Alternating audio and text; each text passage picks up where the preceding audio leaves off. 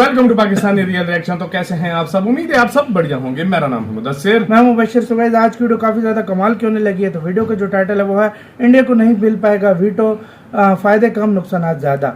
मतलब कोई वीटो के फायदे कम है और नुकसान ज्यादा है। क्या सीन है ये वीडियो देखेंगे तब पता लगेगा। इनसाइड नॉलेज का वीडियो है, इनकी वीडियो का लिंक मिल जाएगा आप लोगों को डिस्क्रिप्शन में, ताकि पता लगे क्या सीन है। हाँ भाई, काउंट करते हैं, स्टार्ट। दोस्तों, आज ग्लोबल मंच पर जिस तरह का औहदा भारत का हो गया है, ऐसे में दुनिया के सबसे बड़े लोकतांत्रिक देश भारत के लिए वीटो पावर देने की आवाज फिर से जोर पकड़ रही है। समय की ये मांग है कि यूएनएससी में रिजोल्यूशन लाया जाए और भारत को वीटो पावर दी जाए। लेकिन क्या ये इतना आसान है? और अगर भारत को वीटो पावर मिल भी जाती है तो क्या इसके नुकसान नहीं है? कई बार जब आपके पास अतिरिक्त पावर होती है तो उसके फायदे कम, नुकसान ज्यादा भी हो सकते हैं। भारत को क्यों वीटो मिलना चाहिए और क्यों नहीं मिलना चाहिए, इसके बारे में डिटेल में हम इस वीडियो में जानेंगे। बहुत ही इंटरेस्टिंग और नॉलेजेबल वीडियो ये होने वाली है, इसीलिए वीडियो को अंत तक जरूर देखें। तो चलिए शुरू करते हैं इस वीडियो को। और हाँ, अगर आप चैनल पर पहली बार आए हैं तो चैनल को सब्सक्राइब कर बेल नोटिफिकेशन को ऑन कर ले, जिससे हमारी लेटेस्ट वीडियो आप तक पहुँचती रहे। दोस्तों, एक पुरानी कहावत है कि अपने पाँव पर कुल्हाड़ी मारना, जिसका अर्थ है खुद ही संकट को निमंत्रण देना या खुद की गलती से खुद का नुकसान कर लेना।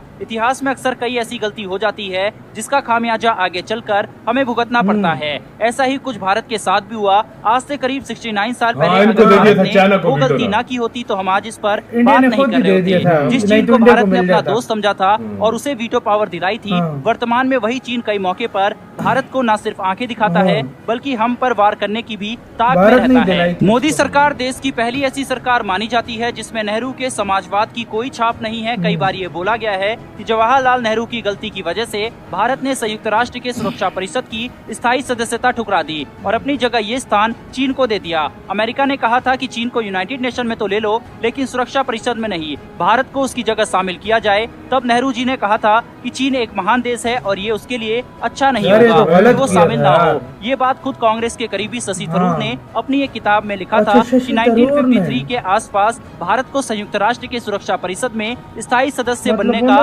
प्रस्ताव मिला था, लेकिन उन्होंने चीन को दे दिया। थरूर ने अपनी किताब में लिखा है कि भारतीय राजनयिकों ने वो फाइल देखी थी जिस पर नेहरू के इंकार का जिक्र किया गया था। थरूर के अनुसार नेहरू ने यूएन की सीट चीन को देने की वकालत की थी। संयुक्त राष्ट्र सुरक्षा परिषद यूएनएससी संयुक्त राष्ट्र का एक शक्तिशाली संगठन है। अंतर्राष्ट्रीय स्तर पर शांति और सुरक्षा सुनिश्चित करना इस संगठन की जिम्मेदारी है। यूएनएससी संगठन अंतर्राष्ट्रीय स्तर पर सुरक्षा सुनिश्चित करने के लिए कुछ प्रतिबंधों के साथ साथ बल का प्रयोग भी कर सकता है। संयुक्त राष्ट्र सुरक्षा परिषद में कुल 15 सदस्य हैं। इनमें से 5 देश स्थायी जबकि 10 देश अस्थायी हैं। इसके स्थायी सदस्य या देशों में संयुक्त राष्ट्र अमेरिका, यूनाइटेड किंगडम, फ्रांस, चीन और रूस शामिल हैं। किसी प्रस्ताव को लाने या किसी भी मुद्दे पर फैसला लेने के लिए इन 5 स्थायी और 4 अस्थायी देशों या सदस्य के वोट की सहमति जरूरी होती है। यदि इनमें से कोई एक देश भी सहमत नहीं है तो निर्णय नहीं लिया जा सकता। वीटो पावर प्राप्त इन सभी देशों ने संयुक्त राष्ट्र के गठन में महत्वपूर्ण भूमिका निभाई है, इसीलिए इन देशों को कुछ विशेष अधिकार भी मिले हुए हैं। संयुक्त राष्ट्र सुरक्षा परिषद के 5 स्थायी सदस्य देशों को वीटो पावर का अधिकार है, जिसमें अमेरिका, यूनाइटेड किंगडम, फ्रांस, चीन और रूस है। इन देशों ने किस तरीके से वीटो पावर का फायदा उठाया है और किस किस समय स्थायी सदस्यों के फैसले से अगर कोई सदस्य सहमत नहीं है तो वो वीटो पावर का इस्तेमाल करके उस फैसले को रोक सकता है। वीटो पावर का इस्तेमाल किसी चीज को करने से रोकने के लिए भी किया जा सकता है। वीटो की असली ताकत यह है कि इसमें शामिल 5 सदस्यों में से अगर कोई एक सदस्य भी वीटो कर देता है तो मुद्दे पर बाकी बचे 4 सदस्यों की सहमति का कोई मतलब नहीं होता। 291 बार वीटो का प्रयोग अब तक किया गया है। सोवियत रूस ने सबसे ज्यादा वीटो का इस्तेमाल किया है। अब तक ये 141 बार वीटो का इस्तेमाल कर चुका है, जो अब तक के कुल वीटो का करीब आधा है। अमेरिका ने अब तक 83 बार वीटो का इस्तेमाल किया है। पहली बार इसने 17 मार्च 1970 को वीटो किया था। अमेरिका ने वीटो का ज्यादातर इस्तेमाल इजराइल के हितों की रक्षा के लिए किया है। ब्रिटेन ने इसका इस्तेमाल 32 बार किया है। पहली बार 30 अक्टूबर 1956 को सीवेज संकट के दौरान किया था। फ्रांस ने 18 बार इसका इस्तेमाल किया है। पहली बार 26 जून 1946 को इसका इस्तेमाल किया है। चीन ने 15 बार वीटो का इस्तेमाल किया है। चीन ने 13 मार्च 2019 को मसूद अजहर को वैश्विक आतंकी घोषित करने के प्रस्ताव पर भी एक बार वीटो का इस्तेमाल किया था। भारत दुनिया का दूसरा सबसे बड़ी आबादी वाला देश है, लेकिन भारत को संयुक्त राष्ट्र में वीटो पावर नहीं मिली है क्योंकि भारत संयुक्त राष्ट्र सुरक्षा परिषद का परमानेंट मेंबर नहीं है। भारत या किसी भी देश को वीटो पावर तभी मिल सकती है जब उसे सारे स्थायी देशों के सकारात्मक वोट मिले और कम से कम 2/3 देशों के भी सकारात्मक वोट मिल सके। वीटो पावर किसी भी देश को उसकी काबिलियत को देखकर दी जाती है। द्वितीय विश्व युद्ध के बाद जब भारत स्वतंत्र हुआ तब भारत की औद्योगिक, राजनीतिक, आर्थिक तथा सैन्य शक्ति के विकास को देखते हुए भारत को संयुक्त राष्ट्र सुरक्षा परिषद में स्थायी सीट यानी वीटो पावर देने की पेशकश की गई थी, परंतु नेहरू जी ने तब चीन के लोगों के गणतंत्र का हवाला देते हुए वीटो पावर लेने से इनकार कर दिया था। भारत वीटो पावर पाने के लिए कई सालों से प्रयास कर रहा है, परंतु अभी तक सफलता नहीं मिली है।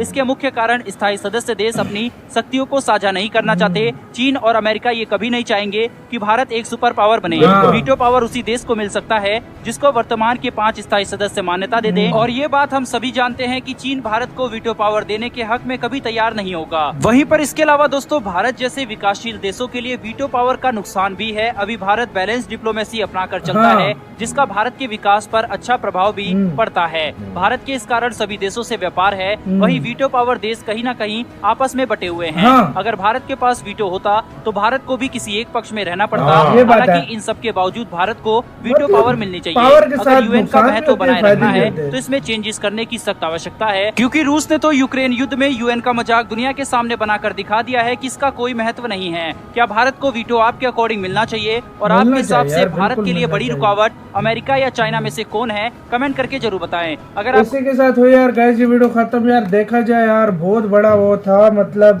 सबसे वो चाइना को मिल गया, मतलब और ये इन्होंने हो चुका है। ये वाला वो शशि थरूर, मतलब मैंने सुना है इसके बारे में, मैंने बहुत सारे लोगों के तरह हुआ था कुछ यार, लेकिन यार बहुत बड़ा चांस था भाई देखा जाए तो। लेकिन यार अगर एक लिहाज से अगर बात की जाए ना, अभी भी जब से ये 5 बने हुए, अगर इंडिया उस टाइम बन जाता ना, इंडिया के लिए कोई प्रॉब्लम नहीं होती। इंडिया के लिए अभी 3 देश तो राजी हैं। देखो फ्रांस राजी है, यूनाइटेड किंगडम भी राजी है, और तकरीबन राजी है, रूस भी राजी है। लेकिन अमेरिका और चाइना दो कभी भी राजी नहीं होने वाले, नहीं होने वाले। और अमेरिका ऊपर से बोल भी दे, लेकिन बीच में कुछ ना कुछ करता है। तो ये और रशिया ने बहुत ज्यादा यूज किया है, मतलब उसके लिए ज्यादा, बीच में इंडिया के लिए भी काफी बार उसने यूज किया। और यार एक बात मैं बताऊं, जिस तरीके से इंडिया चल रहा है, जिस तरीके से आगे चल रहा है, और जिस तरीके से दूसरे देशों की भी मदद कर रहा है, आने वाले वक्त यार मैं ये कहता हूं, अगर अभी नहीं तो कभी ना कभी तो इंडिया बनेगा ना, बनेगा, बिल्कुल ठीक है। और इंडिया डिजर्व भी करता है ये इंडिया सबसे ज्यादा, मैं ये बात है, पूरी दुनिया में कोई कंट्री इतना डिजर्व नहीं करता जितना इंडिया करता है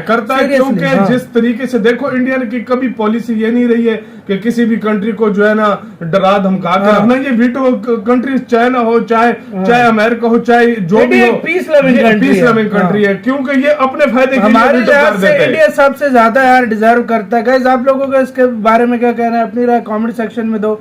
इधर वीडियो खत्म करते हैं। अपना बहुत ज्यादा ख्याल रखना तो यार बाय।